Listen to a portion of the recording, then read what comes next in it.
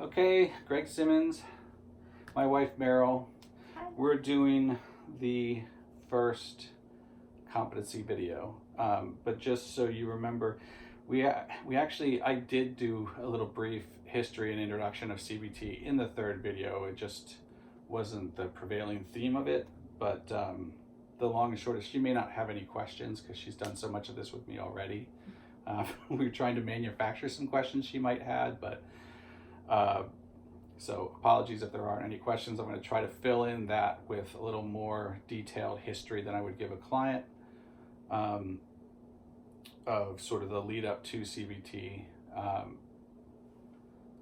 such that maybe I wouldn't say all this to a client, but I think, you know, having different pieces that you can use in different situations is always better.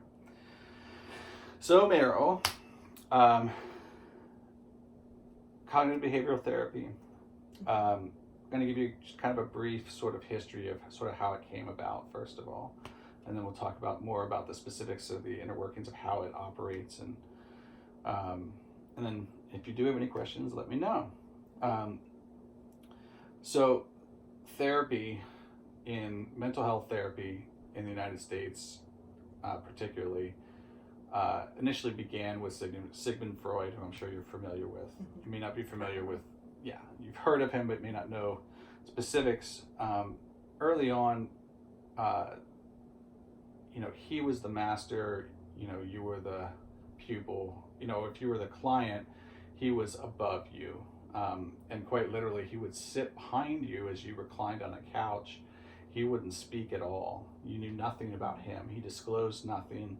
He didn't talk. There was no connection. He was actually ask you just to speak freely, and he would try to draw meaning behind behaviors. He would try to find patterns and themes of, things from your past, relationships with your mother or father that might, help understand why these abnormal behaviors are coming out. Now, that was how it went for a long time.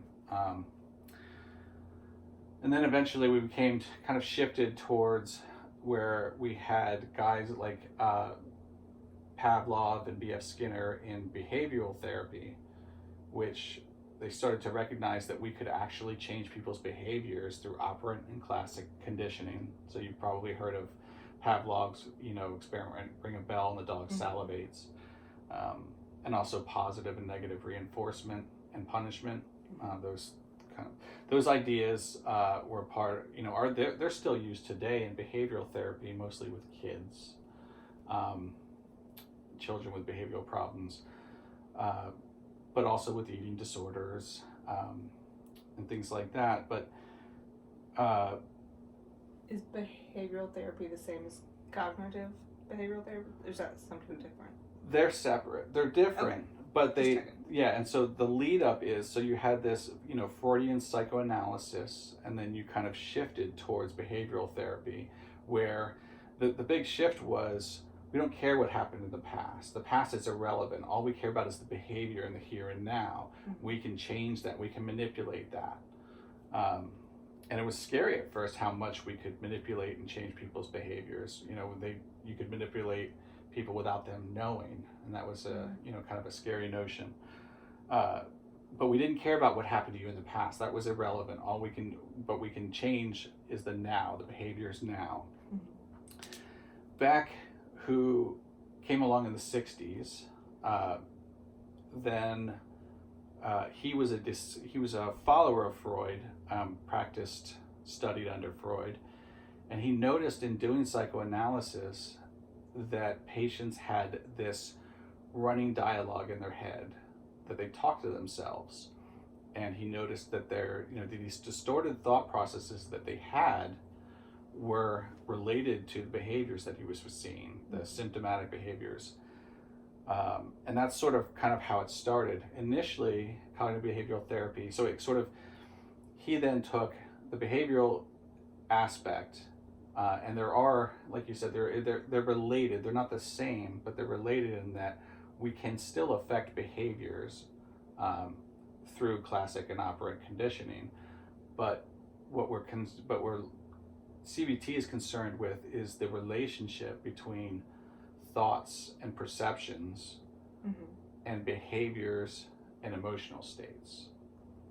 And so Perceptions, my perceptions, or other people's perceptions. you as the client or patient, your perceptions, and what I mean by perceptions would be, an event happens, something happens in your life. Mm-hmm. That's the data. What you make it mean, what you perceive that event to mean about you, what you make it mean about you or make it mean about the world, that's a perception. Okay. So the relationship between thoughts and perceptions and the eventual emotional states and behaviors, you recognize that connection, that if we can fix those cognitions and thoughts, Mm-hmm. and the way we perceive the world, the way we perceive ourselves, what we make things mean, if we can clean up that stuff, it will affect our emotional state and it will affect our behaviors. And we can directly affect the behaviors, but we can also do it through the thoughts and perceptions. Okay. So that's basically kind of the historical perspective, and it also kind of gives you an introduction into what CBT actually does.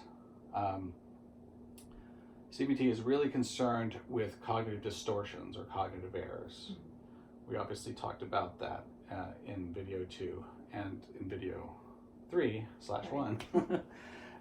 And just reviewing that would be like the catastrophizing, those cognitive errors that we have, they can show up as themes, as ways that we sort of process events, process things in our lives in a negative way or in an erroneous way that ultimately affects our emotional state and our behaviors. So if we can fix those, we can make ourselves happier, we can pull ourselves out of depression, Mm-hmm. and we can change behaviors that are having a negative influence on our life. Does that make sense to you? I think so. Do you have any questions about it? I think probably the only question I have is, like, CBT is the accepted form of therapy now. Like, you talked about Sigmund Freud and that progression. This is like the standard type now. Good question. CBT is the most widely accepted form, and definitely in the United States. I'm not sure about worldwide, but definitely in the United States, it's the accepted form, and there's a reason for it. It has measurable and observable results, and particularly when it comes to insurance reimbursement becomes a huge deal that insurance companies have to trust that, is this going anywhere? You can do psychoanalysis for 2, 3, 4 years and you can't really tell if they're any better. There's no way to measure whether there's any results. CBT came onto the scene and they were able to look and say, hey, look, this works. We can show you, there's, documentable, this person is, less depressed, this person is more active, they are more they're able to function in their lives, they're able to get back to work, more productive, things like that. So from an insurance standpoint, that really, which kind of drives a lot of it, that was very appealing to them. But like I said, psychoanalysis is still done today. It's kind of more of a cult following, and is how it's been explained. Adlerian therapy, there's lots of different types of therapy. This is one of them, but it is the most pervasive. A lot of therapists use sort of an eclectic gathering of different techniques that come from different forms of therapy, but CBT is most often forms the basis. Again, because we know it works, it's provable, it's effective, but also because there's an alliance between you and the client. But the idea is that CBT is time sensitive in the sense that whereas you used to use, if you did psychoanalysis back in the day, it would be 2, 3, 4 years of it. Whereas CBT, it tends to be limited to a certain number of sessions, 10 sessions, 12 sessions, 20 sessions, before you might have a reevaluation, before you might tackle another piece, of whatever's going on for you. but it is designed that you can take these things, take these techniques, and you reuse them in other parts of your life, teach other people, basically spread the word. You know, these are techniques that work for anybody. So it puts the power into your hands to take control of your own mental health if you use these. That's another thing that's really popular about it, is that, hey, look, I may have the expertise now, but I can give it to you, and you can use it without me. You can continue to, 10 sessions, and then, hey, continue to use these.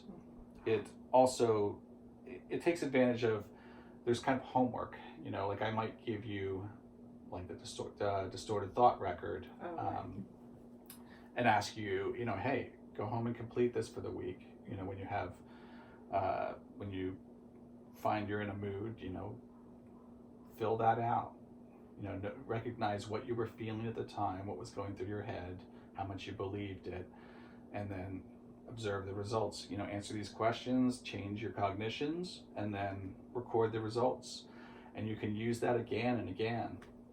It's a skill. Yeah, it's a skill that you can learn and that can aid you later in life. Cool.